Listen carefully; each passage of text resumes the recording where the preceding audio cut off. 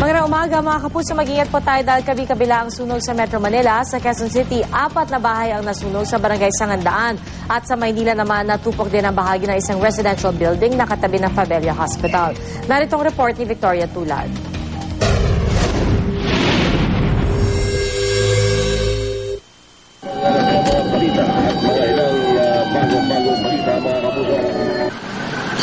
Kitang-kita sa cellphone video ng ilang nasa loob ng Fabella Hospital ang sumiklab na sunog sa katabi nitong residential building sa Santa Cruz, Maynila pasado alas 12 ng tanghali kahapon. Nag-umpisa raw ang sunog sa ika-4 na palapag ng Jude Ray Building kung saan nakatira ang 60 pamilya. Ang mga apektadong residente ay kanya-kanyang salba ng gamit. Sa gitna ng kaguluhang dala ng sunog, isang batang babae ang nahiwalay sa kanyang ina. Natruck po kasi ako dun sa taas. Hindi ko na nga alam kung saan ko yan nagkaiwalay na kami. Pero sa kabutihang palad, natagpo ang ligtas ang kanyang anak matapos maapula ang sunog. Sa kabuuan naabot sa 300,000 piso ang halaga ng natupok na ari-arian.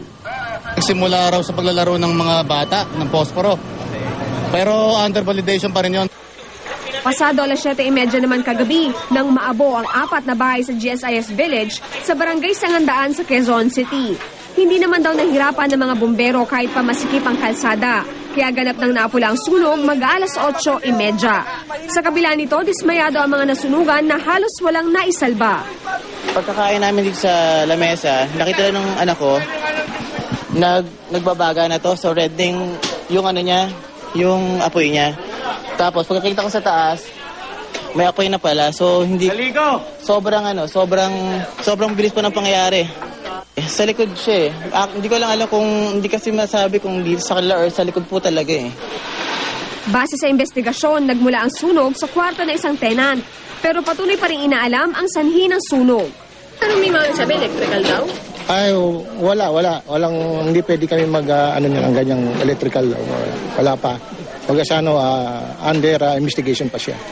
Para sa unang balita, Victoria Tulad, reporting.